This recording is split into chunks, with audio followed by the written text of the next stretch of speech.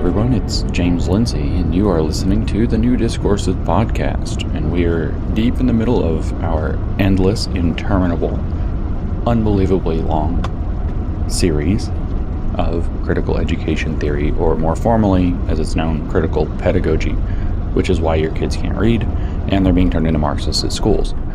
So as you know, if you're following the podcast, if you keep up with it, we're eyeballs deep in the middle of a very long Paulo Freire series. If you don't know who he is, because you're just stumbling in here, Paulo Freire is the Brazilian educator, Marxist Brazilian educator, liberation theologian, which means a Marxist posing as a Catholic as well, who ruined South American education by making it Marxist. Then he was brought to the United States, his work and himself were brought to the United States, particularly by a Canadian-American education theorist by the name of Henry Giroux. In 1985, he really got his breakout. We're reading as part of a mini-series within this super series currently through Paulo Freire's book, The Politics of Education, which has a foreword by Henry Giroux, which is the book that Giroux was able to use to get Freire taken seriously in North American education colleges, which led to Paulo Freire's kind of magnum opus, which is called The Pedagogy of the Oppressed from 1970, becoming kind of the central text of North American education. It's the third most cited book in the humanities and social sciences, third most cited work, I should say, not even just book. And it's at the heart of every college of education in North America. And it is literally just a Marxification of education, as we're going to hear as we go back into politics of education in the next episode. We're taking a break off of that series. Don't worry, we got lots more Freire coming. I'm going to go through the politics of education all the way. I'm going to go through the pedagogy of the oppressed. I might go through the pedagogy of hope. I don't know, which is also another book published in 1985 under Freire's name. We've got to understand Freire. Besides the fact Freire's opening up a lot for me to understand Marxism, because I think Freire got it and advanced the theory in a way that's crucial to understanding what's going on right now. So we're going to spend a lot of time in Freire. If you want to understand why your kids can't read, why they can't do math at grade level, etc., it's because your kids go to Paulo Freire's schools. And this I say in similar fashion to when I say we all live in Herbert Marcuse's world, which is another point. I have lots of podcasts about Herbert Marcuse's world, and so you can go listen to those. But basically, we live in a world of repressive tolerance geared toward sustainability and toward a new kind of non-bureaucratic socialism that Marcuse envisioned that could solve a number of problems, that the working classes become stabilized, and so it's not a base for a revolution, that capitalism somehow delivers the goods, but that the socialist model, as was playing out in the Soviet Union and China, could not deliver the goods. It was not actually able to get the production levels or the distribution levels up to be satisfactory. And so we live in Herbert Marcuse's world. He was a leading neo-Marxist theorist, or critical Marxist theorist of the 1960s. Freire actually bases a lot of his work off of Marcuse, although there are other influences as well, very notably including Antonio Gramsci, and as far as I can tell, although I haven't seen him cited specifically yet, George Lukács, who's the Hungarian Marxist. I'm reading these Freire books in parallel with Lukács's History and Class Consciousness, depending on what kind of mood I'm in and how deep I want to be. I read one or the other and on any given day, and the parallels are striking. But anyway, we're not doing that today. I want to do something that I frequently have to do. It's very frustrating. I feel like it reveals an insecurity in me. Maybe it does. But I want to give you proof. So something I keep saying is that culturally relevant teaching or responsive teaching or whatever these other brand names are reproduce Paulo Freire's schools virtually identically. That's why I say all of your kids go to Paulo Freire's schools. So what we're going to do today is we're going to read through this paper that's in Reading Research Quarterly, Volume 41, Number 4, from October, November, December 2006. So this is a journal, an academic journal article in Reading Research Quarterly, in other words, in education research. We're going to read through this, and I'm just going to draw out the Freirean thing. I'm not going to read through the whole paper. It's actually pretty long, and a lot of it's pretty detailed. It's a semi-empirical study like these people like to do, and I don't really care about most of it. I want to read through the introduction and maybe kind of hit on a couple of points from near the beginning of the paper before they get into their experimental design and all of that, the kind of theoretical setup or the framing. And I want to show you So this paper in 2006, because remember, critical race theory is not in our schools, right? So this is a paper from 2006, shows you A, critical race theory is in the schools, and B, that we're dealing with a Freirean education model that's been readapted to the ideas of critical race theory and the other identity Marxist theories I keep discussing. So those include gender ideology, as it's called, queer theory, or sometimes gender studies, queer theory, fat studies, disability studies, and the whole litany of all this made-up crap, post-colonial theory, etc. And we did a good podcast here on New Discourses recently, titled something like Queer Theory is Gender Marxism, etc., where I go through how all of these different theories are actually just a reproduction of Marx's basic concepts, including Freire's critical pedagogy. And I think it's really going to show up, and that's what I want to highlight. So this is me being insecure. People don't believe me. I get constant, James Lindsay doesn't know what he's talking about, constantly.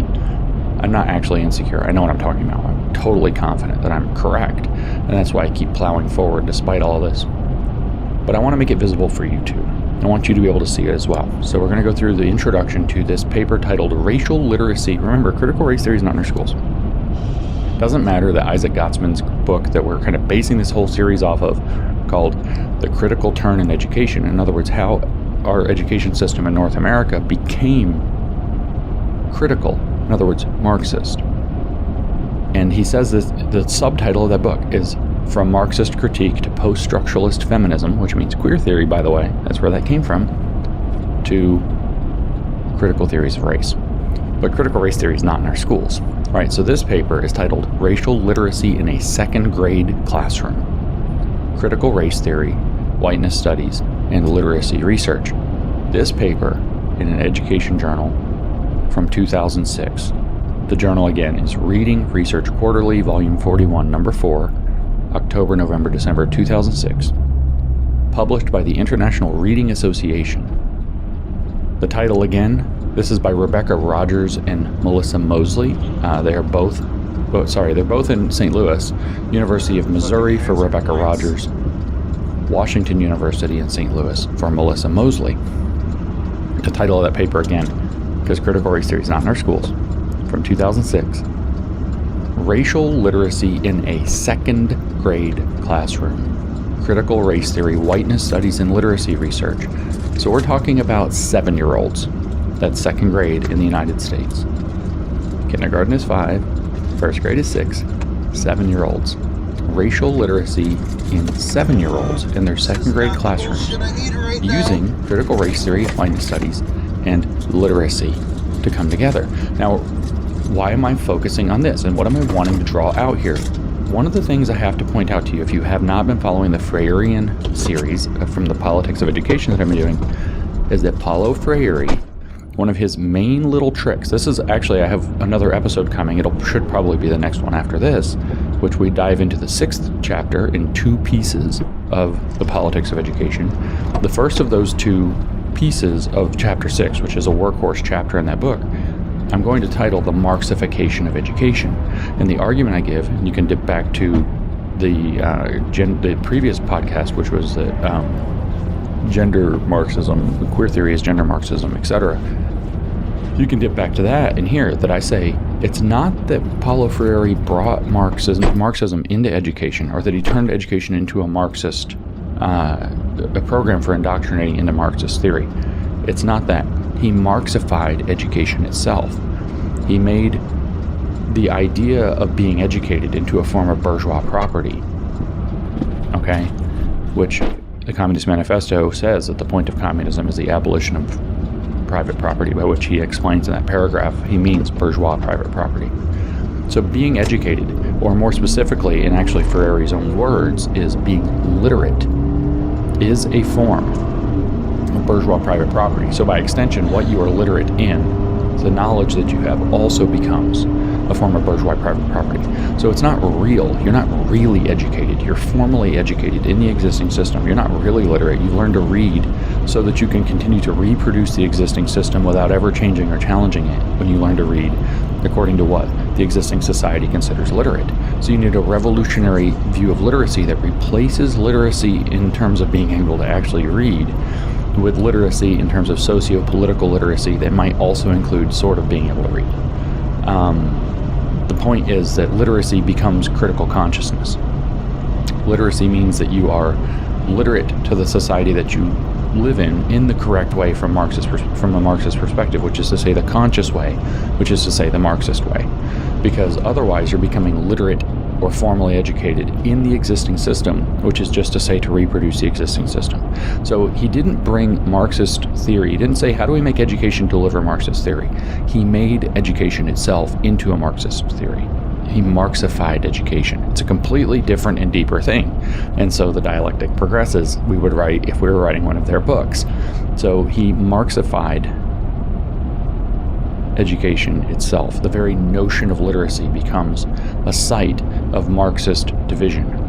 The very site, the very literacy itself becomes a dialectical dynamic between oppressor and oppressed, with a falsely conscious ideological view of what it means to be literate that maintains the status quo in the existing society, needing to be overturned by bringing in a new counter-hegemonic, there's your Antonio Gramsci's approach, view of what literacy means, to change literacy over entirely. And the schools, therefore, are not merely indoctrinating into Marxist ideology. They are actually programming, because their entire way of thinking, their entire theory of education, their entire theory of people, including children, is now Marxified. It is now the Marxist shape. Another one of his big programs is that he says that teachers and students creates a dynamic, that creates a division, that creates a stratification, a power stratification. And he says, no, we should be talking about educators and learners. And you'll hear more about this in the next 2 episodes, but especially the next episode when I get into chapter 6 of the politics of education. But he says that creates a dynamic, power dynamic, that has to be overthrown as well. We're going to shift from teachers who have power over students, who are, and think with children, they're structuring the classroom ideally in age-appropriate ways. So remember from the Groomer School series that the goal that they explicitly said is that age appropriateness and childhood innocence are a doctrine that are used by the powers that be to continue to reinvent the same system. So we want to get rid of childhood innocence. We want to get rid of the boundaries in the structure. And what Freire says is that we get rid of teachers and students and replace them with educators and learners who are learners together. They're both subjects in the learning process. And the learning process now, and they are engaged, he says, in dialogue with one another. That's the method. The educator and the student are in dialogue with one another, he says, as equals. So again, adults and children as equals. You can see where the grooming comes in. And like I said, the next 2 episodes where we go through chapter 6 is going to make that really obvious. The Marxification of education. And I think I'm going to call the other one the birth of groomer schools. And so these are some Freirean themes that are very obvious and very clear. And I'm going to read through a little bit of racial literacy in a 2nd grade classroom. Critical race theory, whiteness studies, and literacy research from 2006, because critical race theory is not in the schools, except apparently it was in 2nd grade classrooms in 2006, at least according to these researchers in St. Louis, Missouri, because this is filled with data where they're checking what happens when you have those programs in classrooms in 2006. Like, do the math real quick. What was that, 16 years ago? So, that said, let's just dive in, read through the beginning of this paper. I'll read the abstract. Actually, I haven't read the abstract because it's in tiny print. I couldn't read it on my phone and the plane when I was coming home. It's in multiple languages, but here it says there's a pervasive silence in literacy research. Okay, now let's stop, because what is one of Paulo Freire's? Remember, the point I'm trying to convey is your kids really do go to Paulo Freire schools. Okay, and so what does he talk about all the time? Is that the being uneducated or being illiterate creates a pervasive culture of silence. And it's not just silence because you can't read or write. You have to learn not just to be able to utter the word, he says, but to speak the word. And when you learn to speak the word, you proclaim the world. And you're trapped in a culture of silence that's caused not by just being unable to read and write, but by being illiterate politically to your circumstances. You can't read your circumstances. He says literally you can't decodify your circumstances and understand how they produce oppression and then what to do about it, to where you understand in the highest levels of class consciousness what your role is in changing society into a Marxist utopia. I'm not exaggerating, I'm not riffing. This is a very tight paraphrasing of Freire's point. So there's a culture of silence maintained by this Marxist view of what literacy means. And so the point is to awaken a critical consciousness so that you can speak the word and proclaim the world, and therefore overcome the culture of silence. And so here we have in this abstract beginning, straight out of literally the first 5 words, or 7 words, there is a pervasive silence in literacy research around matters of race, especially with both young people and white people. In this article, we illustrate that young white children can and do talk about race, racism, and anti-racism within the context of the literacy curriculum. Using a reconstructed framework for analyzing white talk, one that relies, and we'll come back to white talk, one that relies on literature and whiteness studies and critical race theory and draws on critical discourse analytic frameworks. We illustrate what talk around race sounds like for white 2nd grade students and their teachers. So remember that 7th graders. Or 7-year-olds, sorry. 2nd graders, 7-year-olds. Okay, so now hold on. What's white talk? There's a very funny paper. I mean, I really think it's funny. I should read it just to show you how mentally ill these people are. By a woman named Allison Bailey, who is a favorite hobby horse of mine because she's so kind of pious in the woke Marxist religion that she just blurts it all out, as many of the critical whiteness educators do. This paper that I'm talking about from Bailey is in like 2015. So white talk, this is 2006, obviously is an older idea. White talk is kind of the babble, as they put it, that white people engage in when they start to realize that they're being racist or being accused of racism. It's sort of a symptom of what later, after this paper, got called white fragility. Bailey would recognize it as a form of white fragility. So when you get caught out and somebody says something, don't you think that's kind of racist? And you kind of stumble around. You're like, well, I wouldn't say it's really racist. I was just trying to say, and you kind of stumble and bumble around it. And I have a lot of black friends, and my black friends seem to bubble. That's white talk. It's the kind of, I wanted to say reactive, but it's more like defensive babbling people do when they have been caught off guard by some Marxist manipulator probably, and accused of racism, or become aware of and uncomfortable in the fact that there's this weirdly racialized situation, and it's supposed to be a dead sign, A, that racism is present and being hidden, and B, that the person knows it and is trying to cover it up. Okay, so it's like the way the white people talk when they're trying to cover up for the fact that they realize that they're racist and don't know what to do about it. Never mind that it could also have other diagnoses, like the situation's now been made uncomfortable and nobody wants to be impolite or whatever. There's no racism actually present, but a situation that wasn't necessarily racial got racialized. Anyway, they're like this. So they're always looking for the magical, under-the-surface diagnostic tools, which is exactly the Freirean point. This is what I keep coming back to for this paper. And this point is that you have a codified situation, and the goal is to problematize it so you can decodify it. You're going to hear that in the next couple of episodes as we go through Chapter 6 of The Politics of Education. And I'm trying to tell you, I'm going to prime you for those, because you're going to understand it, but first we're going to see it. We're going to understand it. I'm going to codify and decodify. I'm going to follow his method, if you will. So he said, this abstract, I should say, these two women, they say, this research makes several contributions to the literature. Okay. We provide a detailed method for coding interactional data using critical discourse analysis and a lens from critical race theory and whiteness studies. Remember, this is 2nd grade, and so, okay. We also illustrate the instability of racial identity formation and the implications for teachers and students when race is addressed in primary classrooms. Ultimately, we argue that racial literacy development, like the other literate process in the classroom, must be guided, of course, by conscious experts, by Gnostics. That was Freire's point too. We have to become conscious. That was Marx's idea. Heretofore, society has evolved kind of blindly, natural selection, and now the conscious, the people who understand the Marxist theory, the scientific Gnostics, who have the correct scientific study of history, can take over. And when they take over, they can guide the direction of history consciously.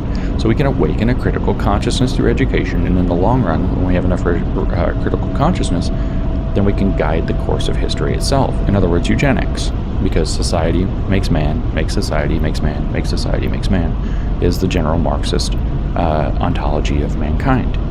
I know those are a lot of big words, but that's the metaphysics. What does it mean to be a man? According to Karl Marx, man is that which makes society.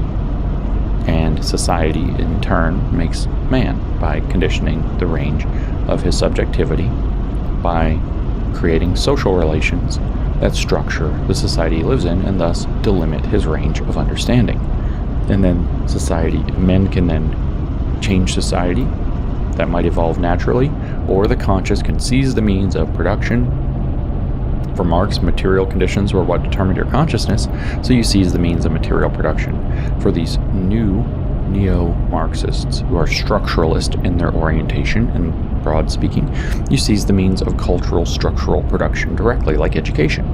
And then the conscious will guide the path of society, which makes a guided path for man, which makes a guided path for society in a kind of cycle, so that man and society both become increasingly what Marx said was socialist, aware of being social, which they also called humanist, increasingly humanizing society and man and nature itself into a utopia that will eventually not need a state to do this anymore.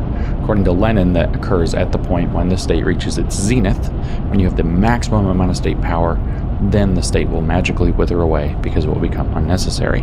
Okay, so now we'll dive in. That was the abstract. Pop into this paper and see what they say, and we're going to see Freirean themes everywhere. Giroux is actually mentioned and quoted, if I recall correctly, but Freire is cited from the Pedagogy of Hope somewhere in the paper, but it doesn't lean on him as much. So this brings up another point.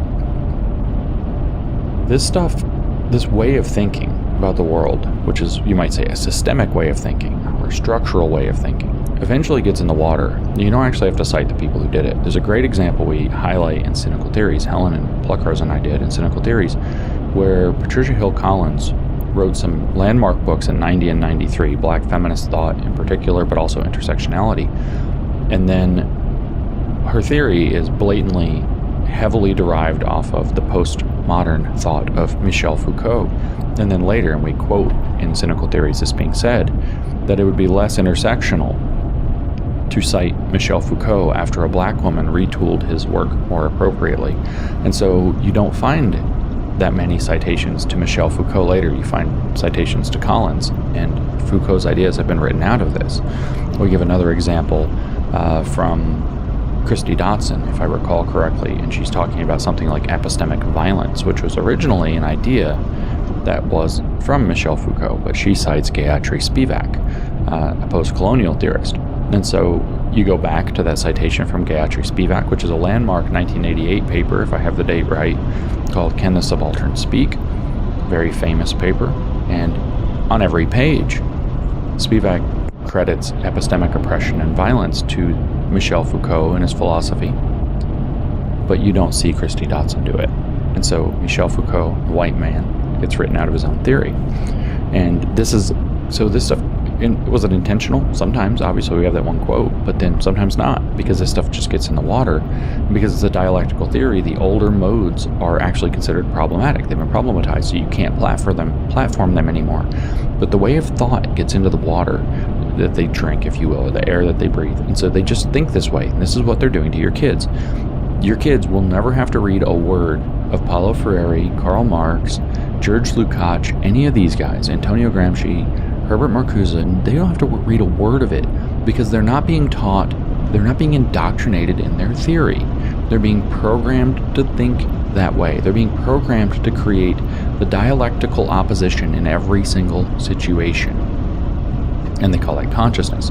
They're being programmed to have a consciousness that puts everything into the master-slave dialectical relationship in one form or another, to where, say in education, they see being educated as just a vestige of the existing oppressive society, so they need a new definition for being educated. And we're gonna, like I said, we'll hear more about this as we go through more of the politics of education, but let's just get into this pervasive science, how they're going to break the pervasive culture of silence and literacy around race.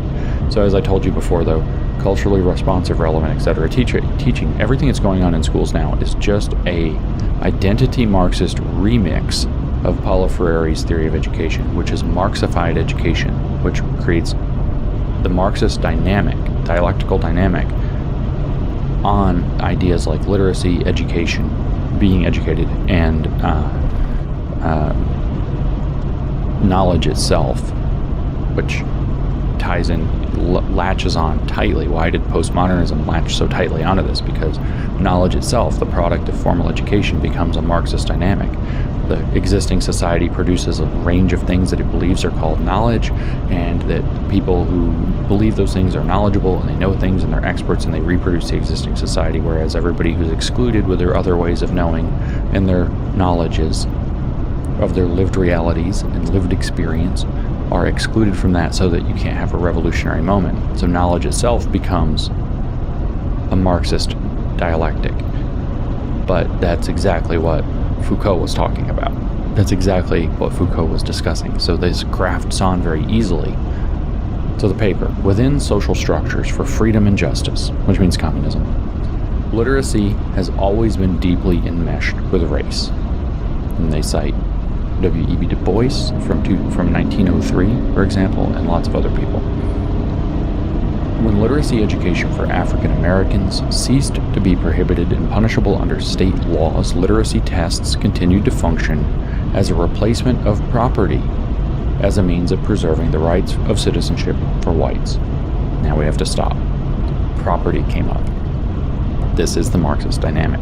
Marxism, in the tightest nutshell, is there's a special kind of property. Some people give themselves access to it. They get the good life. They exclude everybody else from it. They get the bad life. So you have a stratification of society, a oppressor versus oppressed, privileged versus oppressed, bourgeoisie versus proletariat structure to society. These two are intrinsically a class antagonistic situation, because one is preserving the good life for themselves and excluding the other and exploiting them to be able to make their way. By doing so, with Marx, the proletariat did all the productive work with their hammers and sickles, and the bourgeoisie wouldn't be able to eat if it wasn't for the fact, or wouldn't have a building to live in if it wasn't for the fact that the working class was making all this stuff for them. But then they exploit those people to get what they want out of life without ever actually letting them into the good life. And so then the people on top create an ideology. That ideology for Marx was capitalism, because the special kind of property was capital.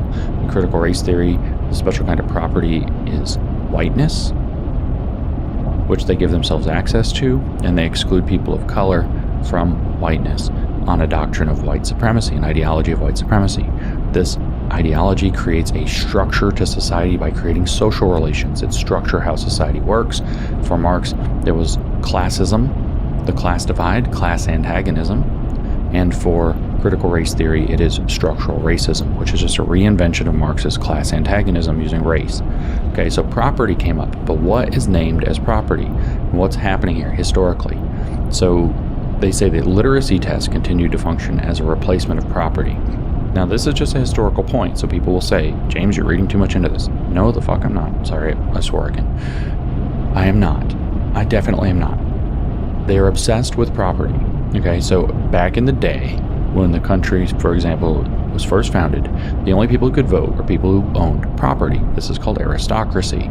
This is what Marx identified as the third stage of history, feudal estates. So the only people who actually had political votes, the only people who actually counted as citizens in the real full sense, this was a point Hegel was obsessed with, is the only people who were really citizens had certain things and they had certain responsibilities, but they were property owners. It was people who had property. And so the only people who could vote were people who held private property. So the only people who were politically enfranchised were property holders. This, of course, by the time Marx was writing, I don't know what was going on, to be clear, in Europe. My historical chops are catching up, but not great. I'm a mathematician. Damn it, Jim, I'm a mathematician. But in the United States, we had already moved on from that. So they say now that literacy test, the idea was, well, we're going to exclude black people from full suffrage. And this is a very long time ago.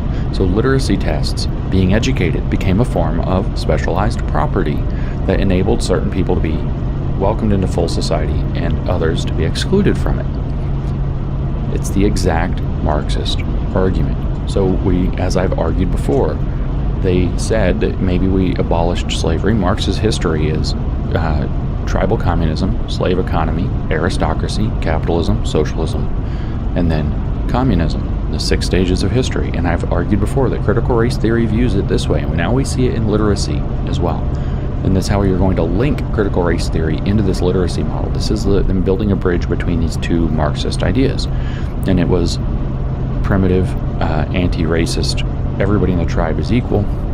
So primitive equity, followed by slavery, followed by a racial apartheid state segregation, followed by colorblind equality, followed by racial equity enforced by an anti-racist department or dictatorship, followed by racial justice. And it's the same 6 stages of history reproduced.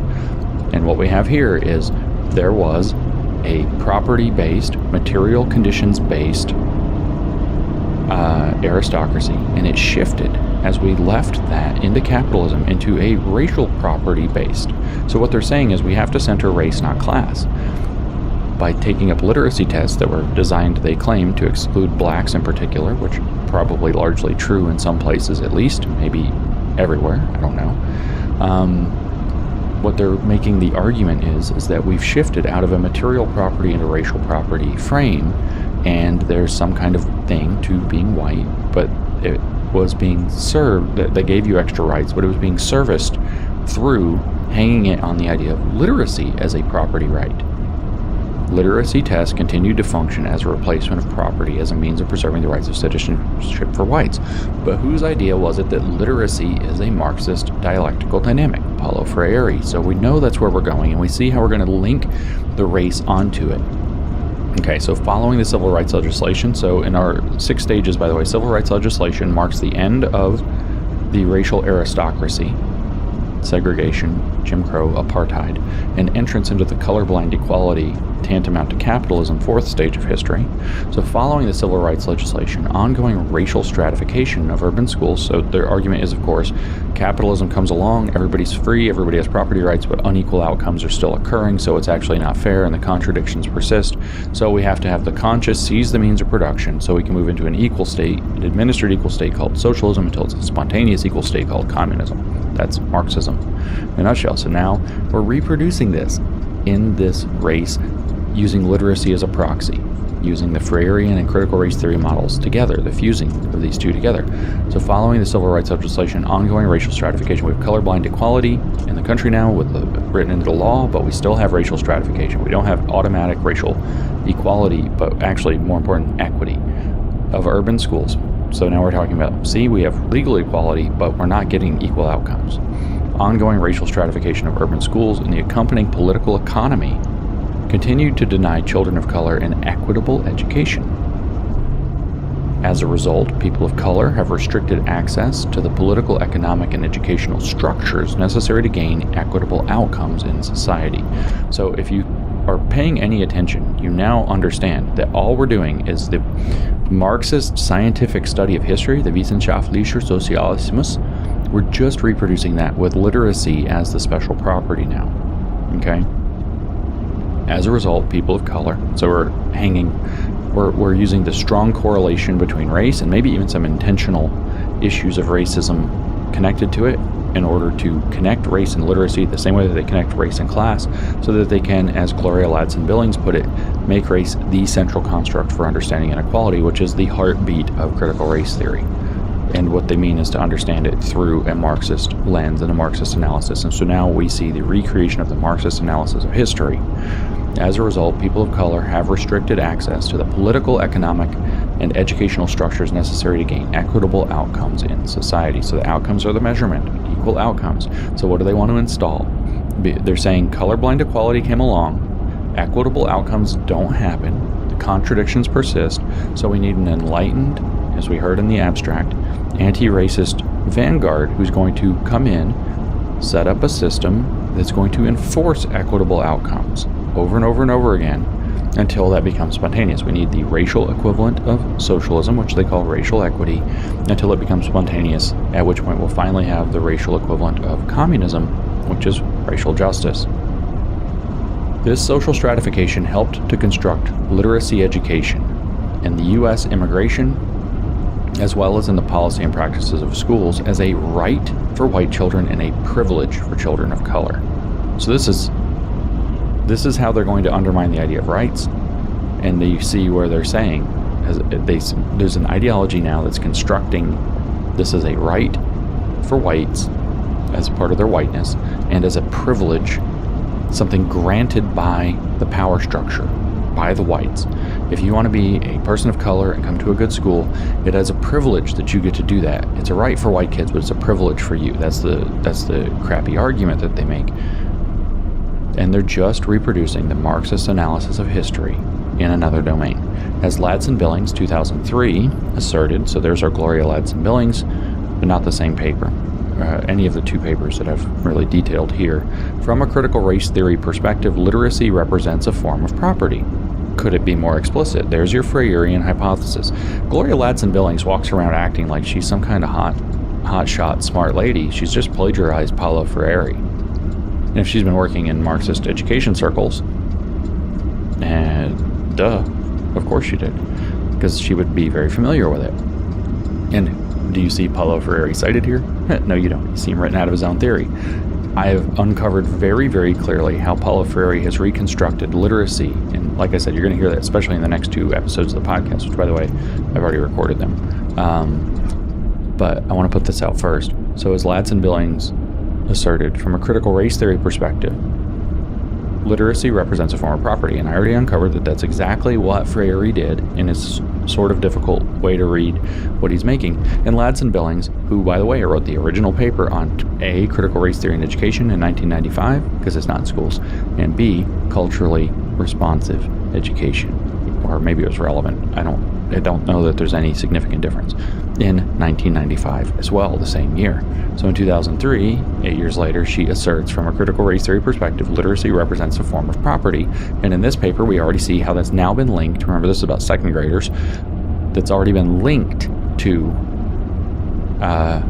race. Literacy and race have been tied together in this opening paragraph, one being a proxy for another, the same way that they make race a proxy for education, for economic status, and then make it, as Gloria Ladson-Billings herself said, race is the central construct for understanding all inequality. That is the point of critical race theory. It's the heartbeat of critical race theory. So now we have black and white, as black and white as it can get. Literacy represents a form of property. Communist Manifesto, Chapter 2. All of communism can be summarized in a single sentence: abolish private property. And he actually says abolition of private property, which is not a sentence. It goes on, quoting Ladson-Billings, it is, quote, property that was traditionally owned and used by whites in the society. Take out white, put in bourgeois. It is property that was traditionally owned and used by the bourgeoisie in society. Derp. To what? Why? I didn't go look up Ladson-Billings 2003, but I bet you I can tell you why if she actually explains why. It wasn't just traditionally owned and used by whites or the bourgeoisie in society. It was used by whites to maintain, as this paragraph is already laid out, to maintain their privileged position and to exclude people of color or the proletariat or whatever from their position of privilege, so that they can continue to be exploited, alienated, and estranged in the various ways that Marx uses that, and various weird ideologies to justify that, like this is what literacy actually means, are brought to fore. And so what is culturally relevant or responsive teaching supposed to do? Well, we're going to make it a cultural teaching that reproduces Freire's generative words concept, so that we can then bring in other ways of knowing and make it more relevant and engaging. That way it doesn't just reproduce whiteness and enforce whiteness onto people of color, which alienates them from their racial identity. It's just Marxism, guys. Guinier, I don't know how to pronounce that name actually, 2004, I'd have to look that up, argued the need for racial literacy, really, kind of like Freire's political literacy, which requires us to, quote, rethink race as an instrument of social, geographic, and economic control. I have to do a couple pages of both whites and blacks. Racial literacy offers a more dynamic framework for understanding American racism, end quote. A racially literate person, according to Guinier 2003, uses, quote, race as a diagnostic device, an analytic tool, an instrument of process. Okay, what does Freire say? Well, he says the chapter 6 that I'm going to do 2 podcasts on soon, or I've actually done 2 podcasts on soon, you'll hear soon, is the adult literacy process as a something of freedom. I'd have to look that up again. The adult literacy process as basically a pathway to freedom. Actually, I have it right here, so I can look in the table of contents. The adult literacy process as cultural action for freedom. That's okay. Process. The social worker's role in the process of change. That's chapter 5. That's the previous podcast on Freire. The adult literacy process as cultural action for freedom. So what do we read here? These idiots just plagiarized Paulo Freire and made it about race and wrote him out of his own theory. So all this has happened. Okay. Uses race as a diagnostic device, an analytical tool, and an instrument of process. Process for freedom. The adult literacy process. Right? The adult literacy process as cultural action for freedom. What the hell do you think they're doing with racial literacy? The racial literacy process as cultural action for freedom. Right? And what were the exact first words of this stupid thing? And I said, well, that's communism, like under my breath, right? Within social struggles for freedom and justice. So now we're talking about racial literacy. It's so stupid. It's just so ripped off. There's only like 2 ideas in Marxism, so they have to keep saying the same thing in thousands of different new words. So now we have, the goal is for freedom. Literacy is the property, and race as a diagnostic device, an analytical tool, and an instrument of a process for freedom. Cultural action. Why racial literacy? For cultural action. What's the cultural action going to be? For freedom. So now we're going to make racial literacy process as cultural action for freedom. That's chapter 6 of Paulo Freire's Politics of Education, which is not cited in this paper at all. This book, Paulo Freire is, but not this book. They have ripped off Paulo Freire, retooled him to make race the central construct of all inequality, and then written him out. They mention him like he's this kind of thing in the background. This super important background character, but no, now it's all them. These narcissistic grifters. Okay, so what? Carrying on. That was the end of the Guinier, Guinier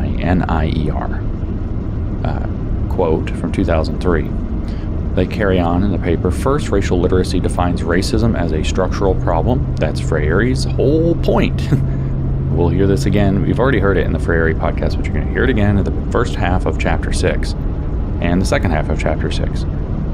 First, racial literacy defines racism as a structural problem rather than as an individual one. So the society decides that we're going to have literate people, and those people are going to have access to different levels of society. And by caring about literacy and wanting literacy, it actually makes illiterate the people who can't read. They weren't illiterate until literacy mattered, so society made them illiterate. So it's a structural problem. It requires them to be awakened to this structural dynamic that literacy itself was the problem that marginalized them.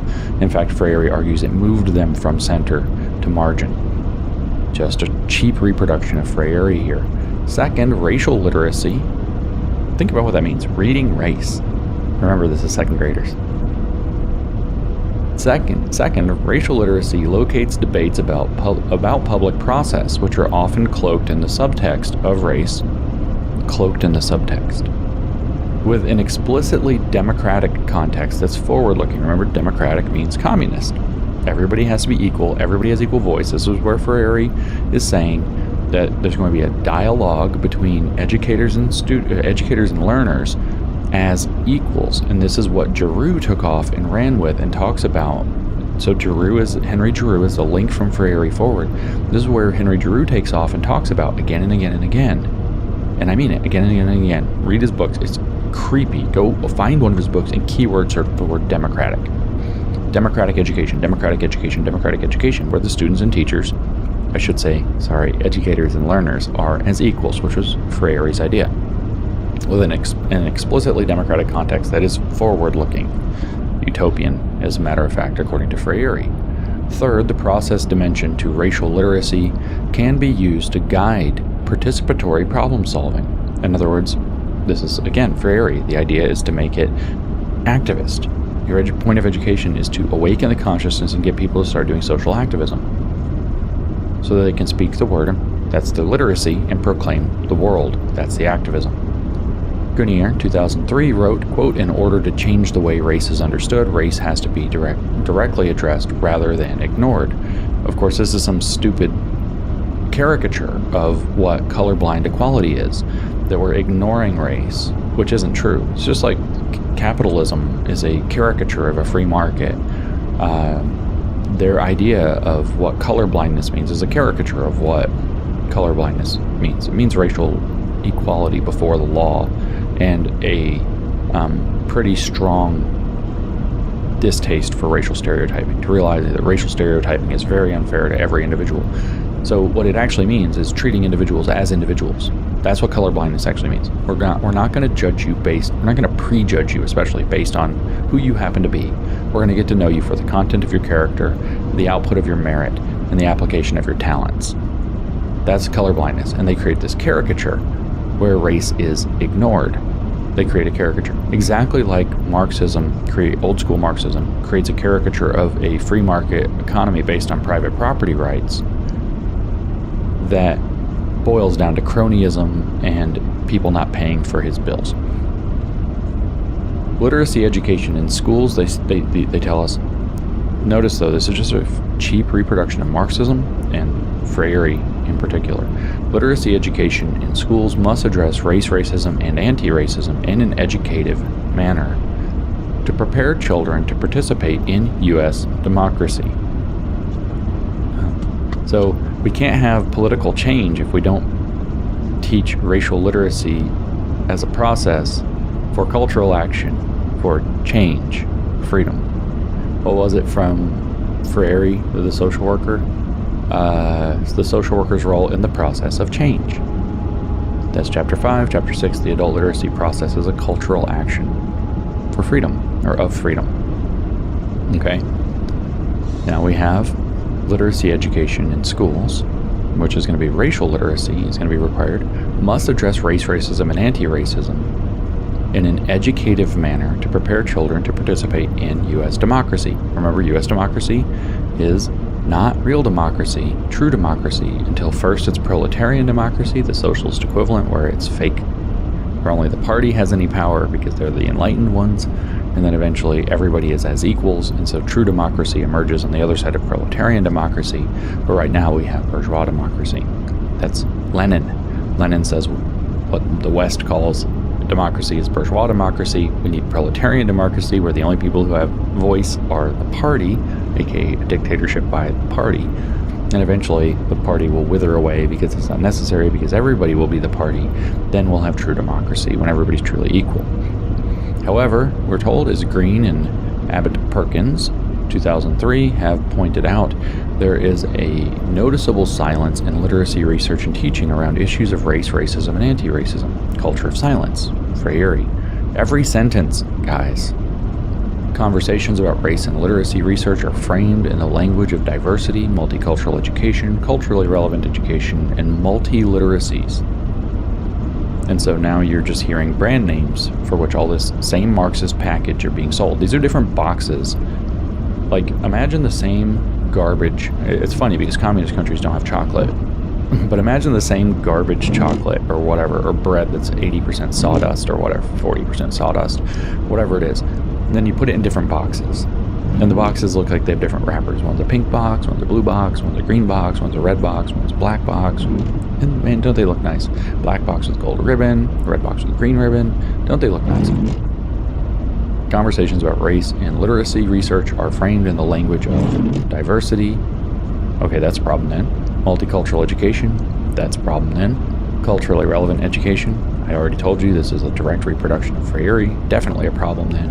And multi-literacies, they love multi-everything because the more complex it is, the more guru they get to be.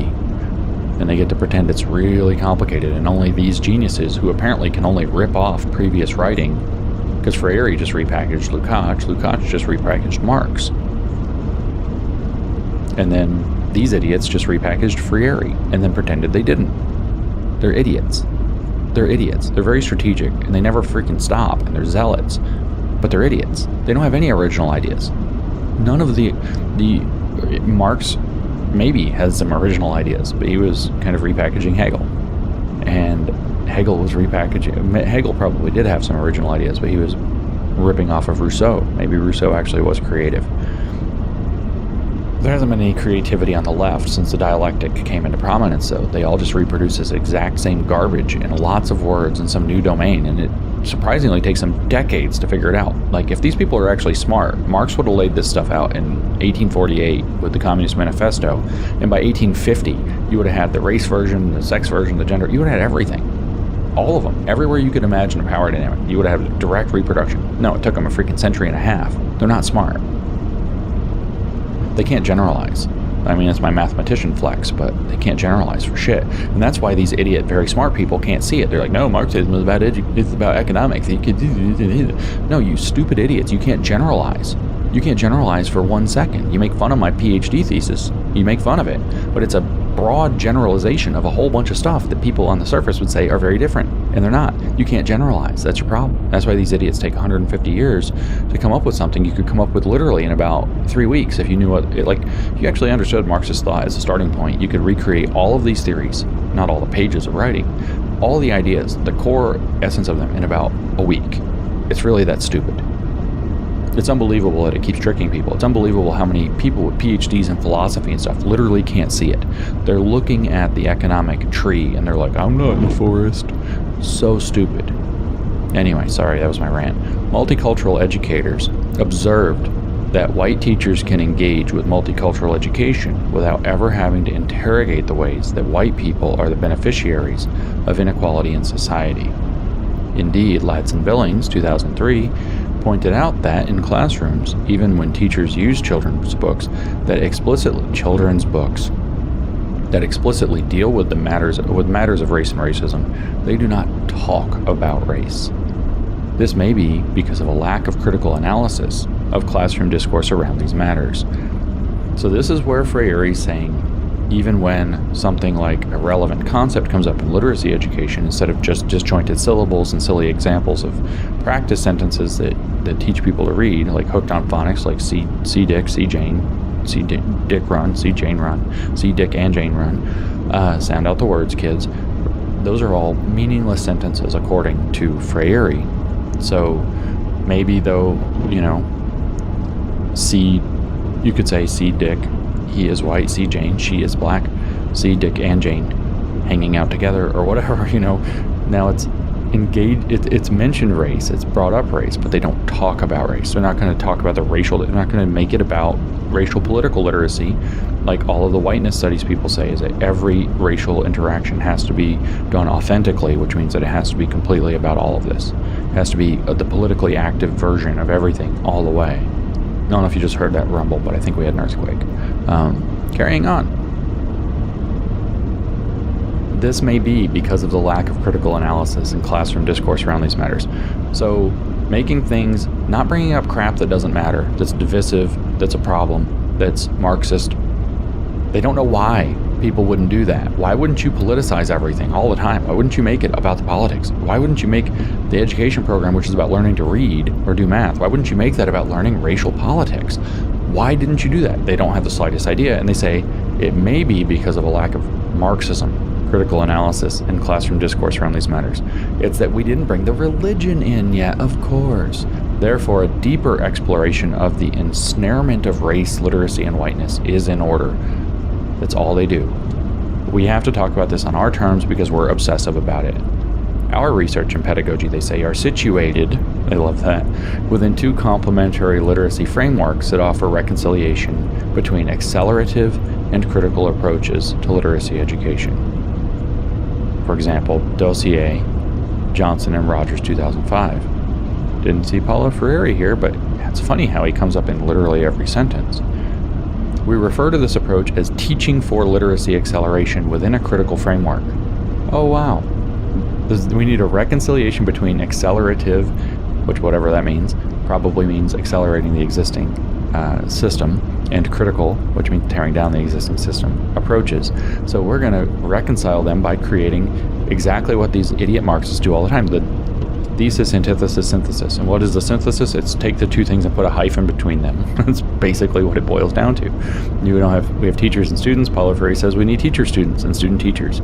Later, that was in Pedagogy of the Oppressed. By the time he gets to Politics of Education, he says we need educators and learners. They come up with new words that hide that stupid hyphen. You just mix two ideas that don't go together and hyphenate them. Literally, this is what they do, right? And so now what we have is we refer to this approach as teaching for literacy acceleration within a critical framework. Okay. We're just going to do it within that, which is what they do all the time.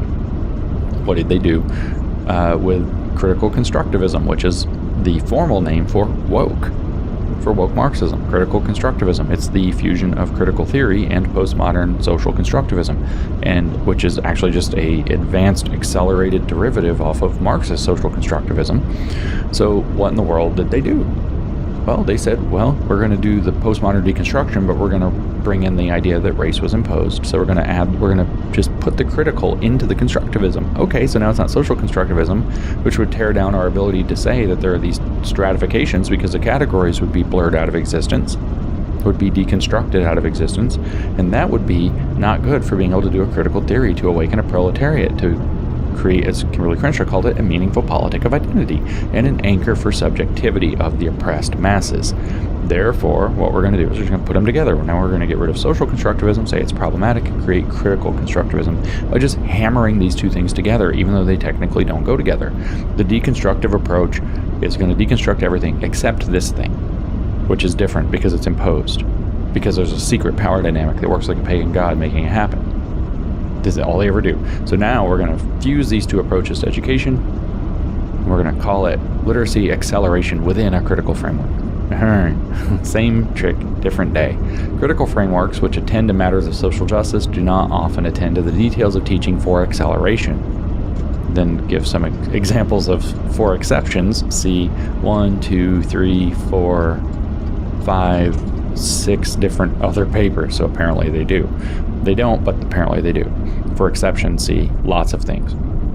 Teaching for literacy acceleration, a set of approaches that focus on developing flexible strategic reading and writing in students' zone of proximal development, does not often attend to matters of power, justice, and race. So we respond to a call by Nieto in 2003. Hang on a second before we go to that part.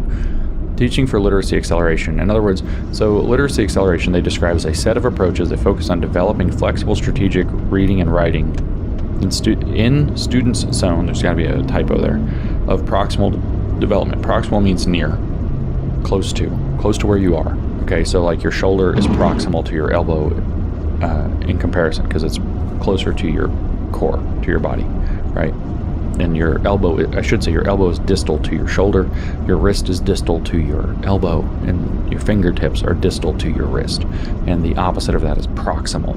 So your wrist is more proximal than your fingertips, your elbow is more proximal than your wrist, your shoulder is more proximal than your elbow. Okay, so that's what that word means. And so get really close to where the kids already are, and then build on that to accelerate their flexibility of their reading and writing skills. I don't know if this is a good approach to reading and writing or not, but I'm going to say that they're saying the problem with it is that it often does not attend to matters of power, justice, and race. Just like Freire says, if we actually teach people to read through syllables, phonics, etc., practice sentences, then we're going to ignore the fact of their political conditions. We're going to ignore the context in which they are embedded, which has to be the real focus. So we respond to a call by Nieto, who probably just stole it from Freire, if I had to guess. Quote, racism is a problem that must be confronted in research, in classroom practice, in the assumption and beliefs that researchers and teachers have about the intelligence and capabilities of children of color, and even in the very way we understand literacy. So they project out the fact that they think black kids are stupid, where most people don't do that. They project that outward and then say these are assumptions that people have, like who? Like you, that's who, have about the intelligence and capabilities of children of color. Now, where in the world did that come from? I'll give you 3 guesses besides the projection. I'll give you 3 guesses. Just kidding, you only need 1. It's Paulo Freire, which we're going to hear again as we go through chapter 6 in the coming podcasts. So listen for it when we get there. Again and again and again. We've already heard it throughout some of the book, but we're going to hear it brought up explicitly in the chapter 6. That the formally educated believe that the peasants are stupid, that they have insufficient intelligence and capabilities. We've already heard that there's these models, the nutritionist model of education, he puts it, where the goal is to come in and feed the illiterate the words so that they can be nourished to be able to participate in the existing society. The banking model of education, where the literate are going to deposit words into and ideas and skills into the peasants, the illiterate, so that they can become functional in the existing society and capitalize upon the investment placed into them as though they were bank accounts that are empty and to be filled up. The illiterate as the empty man is literally a section in chapter 6 of the politics of education. Okay? We have early on in the book, he says that it creates this messianic savior model of education, that the poor illiterate needs to be saved from his illiteracy. So they go around scouring the edges of the cities and towns to find illiterates, and to save them from their illiteracy by bringing them into the heaven state of being literate. And it's all, he says, this is like reading Ibram Kendi, who's like, people believe all these bad things about black people that most people just don't believe. And he's like, all white people believe this. And so, unless they're anti-racist, of course. And so now we see it again. The assumptions and beliefs that researchers and teachers have about the intelligence and capabilities of children of color.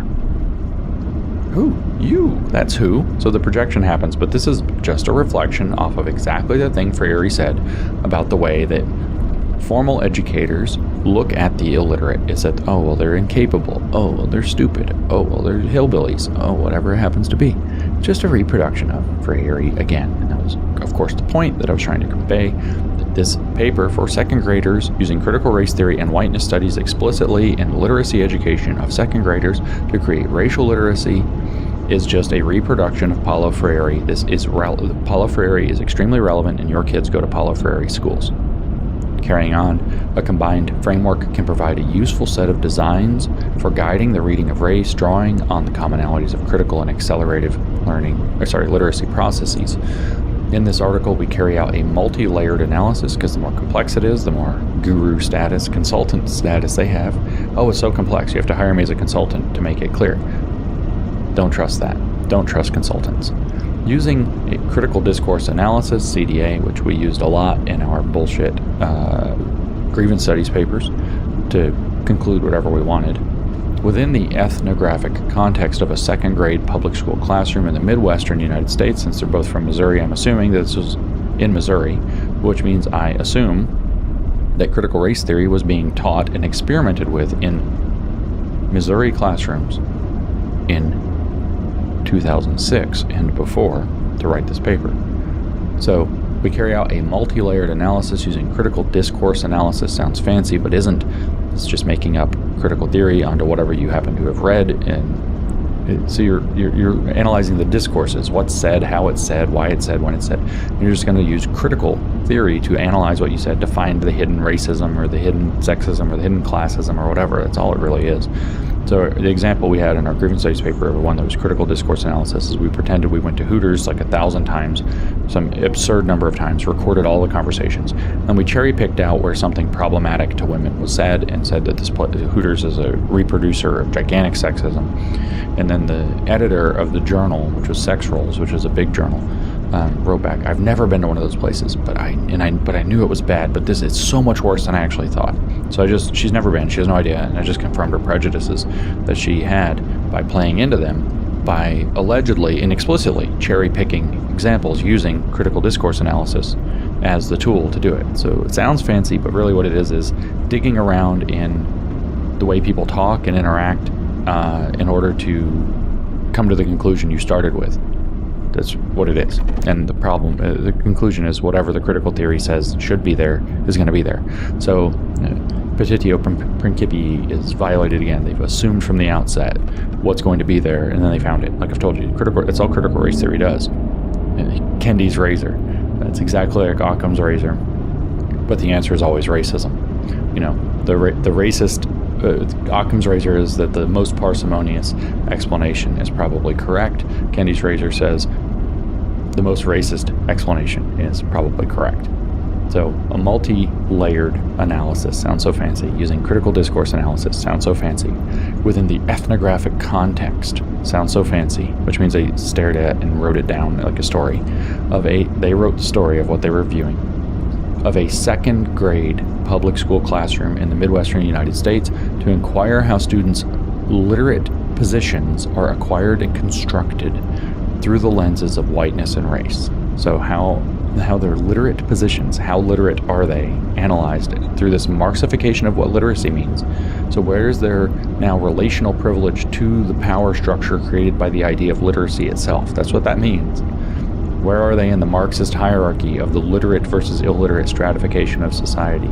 And how is that actually acquired and constructed through the lenses of whiteness and race? Which means whiteness and race means they're going to use critical race theory as race Marxism to analyze literacy status. And so you get these two Marxist theories, critical pedagogy and critical race theory. One of the idea of literacy, education, and knowledge.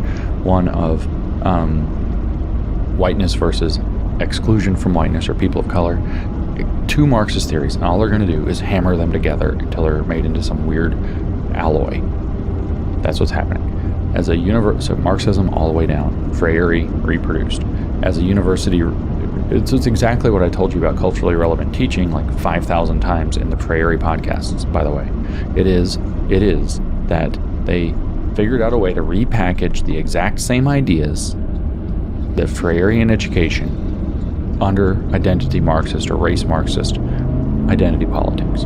That's all it is. And this is them hammering it together to create some goofy alloy that allegedly is synthetic, so it's allegedly stronger than both, but it's actually weaker than both and is going to fall apart. As a university researcher and second grade teacher, both white. Oh, what? Well, first of all, how are you both A? But never mind, you're as a second grade teacher who doesn't know basic grammar, both white. What a friggin' surprise. What a frickin' surprise. Let me just read that again because it's really funny that they're second grade teachers and their grammar is wrong. As a university researcher and second grade teacher. Oh wait, it's two people, I get it. So one's a university researcher and one's a teacher. I got it, never mind. I thought they were describing themselves both white. What a surprise, you're both white.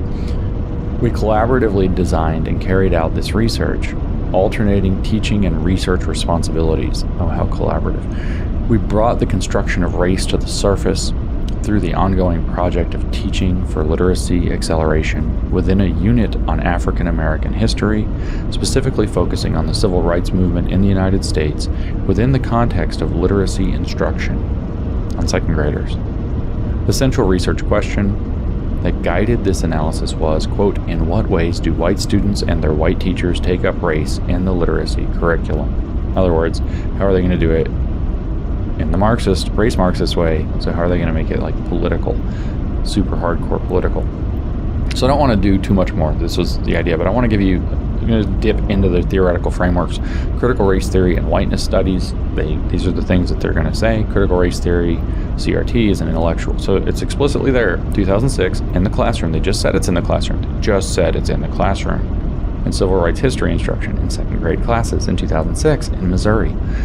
Maybe Illinois, I know it's right on the border, I don't know. Critical race theory and whiteness studies are explicitly there. And then they explain it. Critical race theory, CRT, is an intellectual tradition derived from a set of frameworks from critical legal studies, Bell 1992, Delgado and Stefanczyk 2001, Gunier 2003 and 4, Ladson, Billings, and Tate 1995, Matsuda, Lawrence, Delgado, and Crenshaw 1993. All the names we're getting used to now.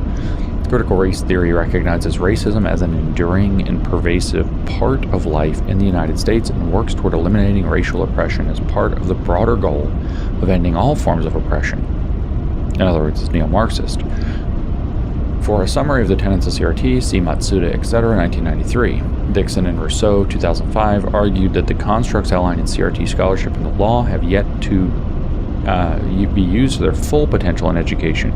They're already being used, but not to their full potential by 2005. For example, some scholars have examined whiteness as a construct of privilege, but not as an idea that manifests and affects schooling in tangible ways, such as setting standards for normal and acceptable actions.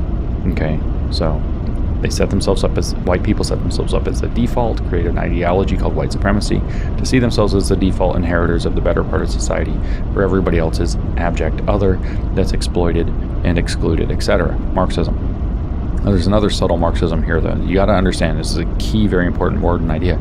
Some scholars have examined whiteness as a construct of privilege. What does that mean? Having access to the special property of society. whiteness as a construct of privilege, having access to bourgeois property in society, bourgeois racial property here. Okay, so it's just a recreation of Marxism. Privilege means having access to the bourgeois property that Marxists obsess about. Race Marxists obsess about racial bourgeois property because they covet it. Actual Marxists covet gold, wealth, and so they obsess about bourgeois private property, capital, that they want. Okay? Thus, whereas the examination of whiteness and whiteness as a function of racism is central to a CRT analysis, white scholars in education have not fully examined the material effects of whiteness and how whiteness is deployed, material effects of whiteness, and how whiteness is deployed and maintained materially as an aspect of property, again and again and again, with the Marxism. Okay, so then details whiteness studies. I won't read through all of this because it's slightly annoying. I'm just kind of giving an overview now. Whiteness studies are related to the intellectual movement of CRT, which of course we're hearing on TV these days that it's not true, and seek to theorize and problematize the construction of whiteness as an absent racial category and dominant social norm as a form of bourgeois property. In other words, the majority of whiteness scholars agree that whiteness is connected to institutionalized power and privileges that benefit white Americans, and here we have the citation of Henry Giroux, for example. Whiteness has been defined in many ways, including the social distance from blackness, and a cultural practice that constructs race-based hierarchies. Of course, a complete understanding of domination must include an analysis of the fabric of oppression, the structure of society created by the structural dynamic between whiteness and those excluded from it, right? Which includes the ways that racism, classism, sexism, ableism, and heterosexism intersect. Intersectionality. So then, some different views of what whiteness is. Whiteness inevitably means racism, they say, for some people. Other scholars argue for a view of whiteness that includes a positive theorization of what whiteness can mean, including a more fully developed notion of whiteness that includes the idea of white allies. White privilege, the way that white people benefit from a racist society, because it's the racial bourgeoisie, refers to unearned advantages that are based solely on skin color and sometimes unnoticed by white people. For example, if parents never have to wonder about whether their children will see themselves in the books they read in the class, or if their children's grades were based on the color of their skin, these parents are privileged by whiteness. Well, are they not privileged by your critical race theory then? Because we have to wonder that now, don't we? As white people, because of critical race theory. Da-da-da-da-da. Okay. What seems to be agreed upon is that whiteness is neither inherently good nor inherently bad. Rather, whiteness is a social construct, which means a political construct, which means it is the bourgeois property that must be abolished. Construction of whiteness is the next section. A complex range of discursive, psychological, economic, and political structures holds racism in place. Why didn't you just say ideology? Because that's what you mean. Because then it would be more obviously Marxist. Thus, understanding the construction of whiteness means attending to each of these frameworks. Psychological, there's your SEL, baby. Each of which assumes that race is socially constructed through ideologies and institutions. In this research, we privilege the discursive framework, but at the same time argue that the discursive framework is rooted in materialist and psychological frameworks. Materialist theories of whiteness combine structural and institutional factors which structure racial hierarchies.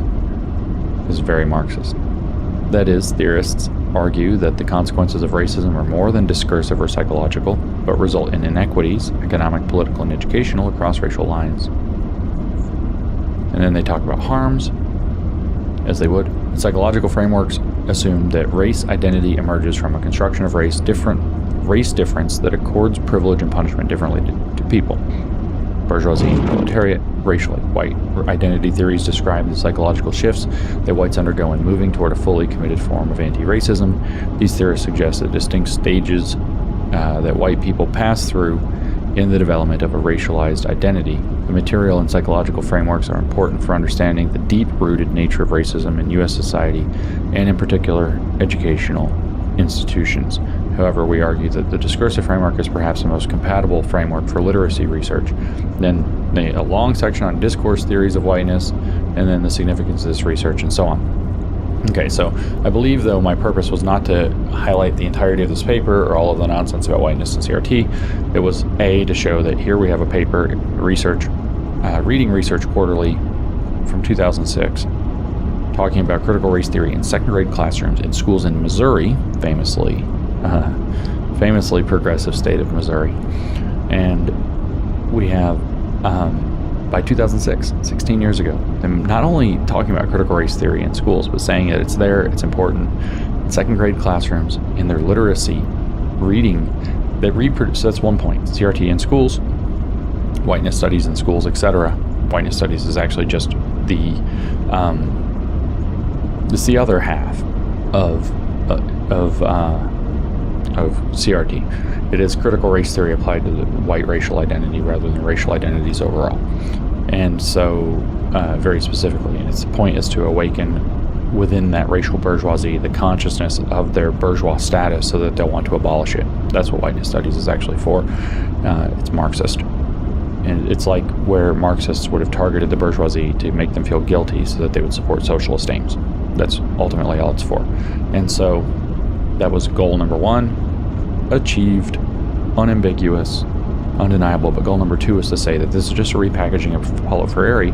And so here by 2006, we see the repackaging of Freire into racial terms, into race Marxism terms, the fusion, the hammering together of race Marxism and education Marxism into one thing. Culturally relevant teaching, multicultural education, ethnic studies, has a billion names that it goes by. And all you see, sentence after sentence after sentence after sentence, is Freire's core ideas being reproduced. And Freire's ideas, as I keep mentioning, just reproduce George Lukács's ideas, and George Lukács's ideas just reproduce Marx's ideas, kind of in slightly different contexts. And so, just a short little diversion from our exploration directly of Paulo Freire and his book, The Politics of Education, which is one of at least two, but maybe three Freire books we'll go through here on the New Discourses Podcast Critical Education Series, to convince you that what I'm telling you is true. What we're seeing in education today, especially with race, sex, gender, etc., all of these identity Marxist theories, whether it's race Marxism, gender Marxism, sex Marxism, sexuality Marxism, disability or ability Marxism, fat Marxism, national origin Marxism and post-colonial theory, climate Marxism and climate justice. I always neglect to mention that we have vaccine Marxism, really, in a sense, with your so-called clean and unclean people, masked and unmasked people, etc. All of this, at least with the identity politics stuff, maybe not so much with the last couple, they're just reproductions of Marxism. That's true. But all of the identity Marxist stuff has just been reproduced in the context of education. Social emotional learning, as you heard, they're using the relevance of psychology because neo-Marxists fused Freud and therefore psychological theories. Also sociology, like Max Weber, his sociological theories, but we're really looking at Freud. We're looking at psychologists like Erich Fromm, who were in the Frankfurt School, who brought in tons of psychological bearing onto this, and now it's being brought into ideas like racial trauma. It's just being repackaged. I guarantee you, if we dig into racial trauma, blah, blah, blah, in the CRT way, we're going to find out that it just repackages some garbage that probably Erich Fromm wrote or that Herbert Marcuse wrote or something like this. I guarantee you, or we would find this out. And so I haven't done that work yet, but I would bet you dollars to donuts, however we're supposed to say it. Donuts, I guess it's like a bad trade now because of inflation, but super inflation, I think donuts are way more than $1 now. Anyway, maybe it should be, I'm going to bet you donuts to dollars, that what we would find is a direct repackaging there. And so what I'm saying, though, is Paulo Freire's education has been repackaged into Marxist theories. Social emotional learning is kind of I still think it's not best to say social emotional learning is a reproduction of critical race theory or the new branding of critical race theory. It's not. It's the hypodermic needle that's injecting into people all these identity Marxist theories based and couched into the Freirean model. And like I've kind of revealed as we were reading through chapter 5 of The Politics of Education, where Freire says that the educator's job and the social worker's job are largely the same thing, which is to raise social literacy, to replace actual literacy with social political, aka Marxist literacy, aka critical consciousness, or awakening a Marxist consciousness to their charges, in this case children. So it's dragging social work into education, making education into social work, as a matter of fact. That's social emotional learning. Just like the hypodermic needle, it's injecting all of this Marxist poison into your kids. Social emotional learning is a vehicle. It's also cult indoctrination, the way that they're doing it. So, induce vulnerability, tell people a way out of that feeling of vulnerability by giving them cult doctrine. Aren't you uncomfortable about your race? Aren't you uncomfortable about your sex or gender? Isn't it how weird how your body's changing? Isn't it weird how people have all these racism issues and people are fighting over things? Isn't it weird about don't say gay or do say gay or whatever, say gay? Isn't this all uncomfortable? Well, guess what? Here's the right answer. This is how you should feel about it. And if you feel this way, you're going to feel better and you're going to get out of the problem. And you can actually take up activism and do something about it. Cult Indoctrination 101. Create vulnerability. It's very simple. Create, manufacture, exploit, amplify the feeling of vulnerability. Use cult doctrine to resolve that feeling of vulnerability, especially when there's something to do. For example, another example, just to throw one out there. Oh my God, there's a really bad virus. Aren't you scared? Don't you feel vulnerable? If you wear a mask and wash all of your vegetables when you bring them home, then you can mitigate the spread. And so you need to do this. And if you take a vaccine, then you won't kill grandma and you won't spread. And then you give somebody things to do that create a sense of commitment, because they're going to have cognitive dissonance when they figure out it doesn't work, to have to explain why they participated in what amounted to a rain dance, and it makes them look stupid. And so they're not going to do it. They will rationalize around that to avoid feeling dumb. And this is what's being manipulated. It's cult indoctrination 101. Whether it's with masks, whether it's with cleaning surfaces, whether it's with vaccines, whether it's with social emotional learning, transformative, specifically social emotional learning with kids in social and cultural situations, which they've now, following Paulo Freire, made education be all about, because education has to be Marxist generative, according to Freire, to raise critical consciousness, instead of about making people functional, educating them to participate in the existing society, which they want to destroy and tear down. That simple. So we hear in this paper, though, again from 2006, talking about putting critical race theory and whiteness studies into second grade reading classrooms. We hear very explicitly that the Freirean model is being reproduced in the identity Marxist ways, and that we all go to Paulo Freire schools, even though it's talking about identity Marxism now. This is what's happening. This is a newer paper. Like I said, 2006. This isn't remote back in the 70s or the 80s. This is what's set the stage for education in the last 15 to 16 years in this country and going forward. And this is why your kids all go to Paulo Freire schools, because these obsessives have created, with their absolute lack of creativity, recreated the Marxist framework into your education system in a way where very smart, educated people literally can't see it, which blows my mind. But we talked about that too. So I will catch you next time with 2 more exciting episodes of Paulo Freire's Politics of Education, going through chapter 6 in tremendous detail. It will blow your mind. And I look forward to meeting you there. So talk soon.